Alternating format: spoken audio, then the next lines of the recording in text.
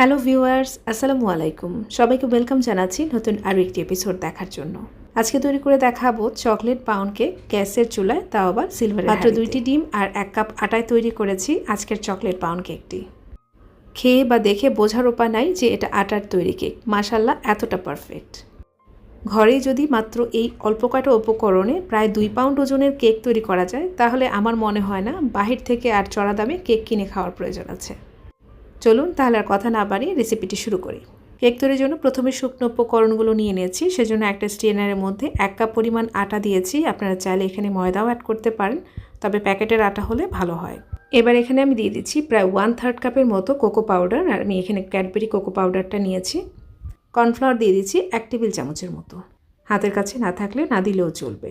এবার এখানে আমি বেকিং পাউডার দিয়ে দিচ্ছি 1 চা চামচের মতো, আর বেকিং সোডা দিয়ে দিচ্ছি 1/2 চা চামচের মতো। লবণ দিয়ে দিচ্ছি পরিমাণ মতো।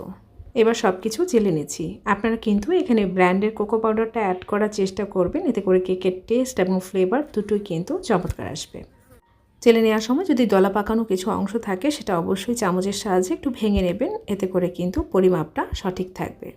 শুকনো উপকরণগুলো এক সাইডে রেখে দিয়ে এবার ডিমের মিশ্রণটা তৈরি করে নিচ্ছি। সেজন্য নর্মাল টেম্পারেচারে 2টা ডিম নিয়েছি।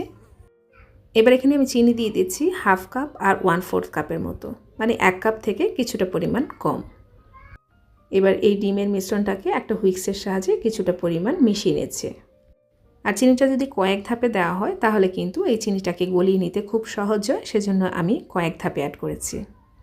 ডিম আর এই চিনির মিশ্রণটা মেশানোর জন্য আপনারা চাইলে বিটার কিংবা ব্লেন্ডার ইউজ করতে পারেন, এতে করে কাজটা কিন্তু খুব দ্রুত হয়ে যাবে। আমি প্রায় 5 থেকে 6 মিনিটের মতো হুইক্সের সাহায্যে ডিম আর এই চিনির মিশ্রণটাকে ফেটিয়ে নিয়েছি, এতে করে ডিমের মিশ্রণের কালারটা কিন্তু অনেকটাই ফ্যাকাশে হয়ে গেছে। এবার এখানে আমি 1/2 কাপের মতো তেল অ্যাড করে দিচ্ছি। এখানে আমি কয়েক ফোঁটার মতো চকলেট ইমালশন অ্যাড করে দিচ্ছি, এতে করে যে চকলেটের স্ট্রং যে ফ্লেভারটা, সেটা কিন্তু এই কেকের মধ্যে পাওয়া যাবে। একদম বেকারির কেকের মতো টেস্ট চলে আসবে। একান্তই যদি হাতের কাছে না থাকে, তাহলে না দিলেও চলবে, কেক তৈরি হয়ে যাবে, কিন্তু একদম পারফেক্ট যে রেজাল্ট সেটা পাওয়া যাবে না। এবার আগে থেকে যে শুকনো উপকরণগুলো রেডি করে রেখেছিলাম, সেটা এখানে ঢেলে দিচ্ছি। আর যেহেতু পাউন্ড কেক মিশিয়ে নেওয়ার কোনো ঝামেলা নেই, সেজন্য একভাবে মিশিয়ে নিলেই হয়ে যাবে। এখানে যেহেতু মাত্র 2টা ডিমের মধ্যে, তাও আবার 1 কাপ আটা আবার কোকো পাউডার আছে, সেজন্য কিন্তু ব্যাটারটা অনেকটা ঘন হয়ে যাবে। সেজন্য এখানে আমি 1/2 কাপ পরিমাণ তরল দুধ অ্যাড করে দিচ্ছি। আর দুধটা আগে থেকে জাল করা আর নর্মাল টেম্পারেচারে আছে। যারা এখানে দুধ খেতে চান না, তারা কিন্তু চাইলে এখানে সম পরিমাণ পানিও অ্যাড করতে পারবেন। কেকের ব্যাটারটা কিন্তু একদম রেডি হয়ে গেছে, সেজন্য একটা 8 ইঞ্চি সাইজের কেক মোল্ড নিয়েছি। আর এই মোল্ডের মধ্যে সামান্য একটু তেল ব্রাশ করে একটা বেকিং পেপার দিয়ে দিয়েছি, আর কেকের যে ব্যাটারটা আছে সেটা একদম উপর থেকে এখানে ঢেলে দিচ্ছি। যদি কোনো রকম বাবলস থাকে, সেটা ফেটে যাবে। তারপর আমি একটু ট্যাপ করে নিচ্ছি, এতে করে বাবলসগুলো ফেটে যাবে আর কেকের মধ্যে বড় কোনো গর্ত হবে না। কিছুটা কাঠবাদাম আমি পাতলা স্লাইস করে কেটে নিয়েছি, আর এটা আমি সামান্য একটু আটা বা ময়দায় গড়িয়ে নিয়েছি। 1 চামচ আটা কিংবা ময়দা যদি কোট করে না দেওয়া হয়, তাহলে কিন্তু কেক তৈরির পর বাদাম আর খুঁজে পাওয়া যাবে না, একদম তলানিতে চলে যাবে। কেকের ব্যাটার রেডি করার মাঝখানেই কিন্তু চুলায় একটা ভারী তল বিশিষ্ট হাঁড়ি চড়িয়ে রেখেছিলাম, আর হাঁড়ির মধ্যে একটা স্ট্যান্ড দিয়েছি, আর তার মধ্যে কেক মোল্ডটা বসিয়ে দিচ্ছি।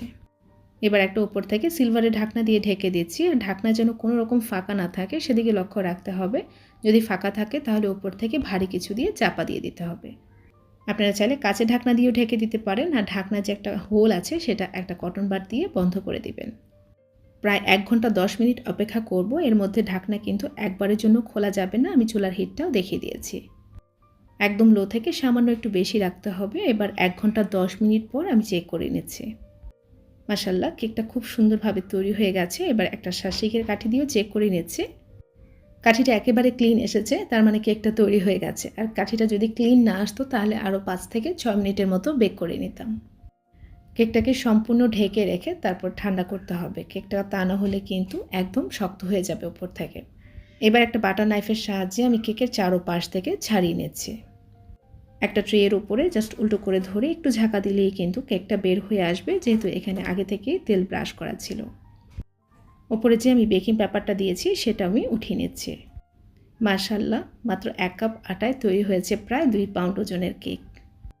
বিকালের নাস্তা কিংবা চায়ের সাথে খাওয়ার জন্য বা বাচ্চাদের স্কুলের টিফিনের জন্য এভাবে কেক তৈরি করে রাখতে পারেন। আর কেকটাকে স্লাইস করে এয়ারটাইট বক্সে ভরে নর্মাল ফ্রিজে রেখে দিবেন, প্রায় 1 সপ্তাহের মতো ভালো থাকবে। আপনাদের সুবিধার জন্য কেকটাকে স্লাইস করেও দেখিয়ে দিচ্ছি। আর কেকটা কিন্তু একদম তুলতুলে নরম আর একদম বেকারির মতো টেস্ট এসেছে।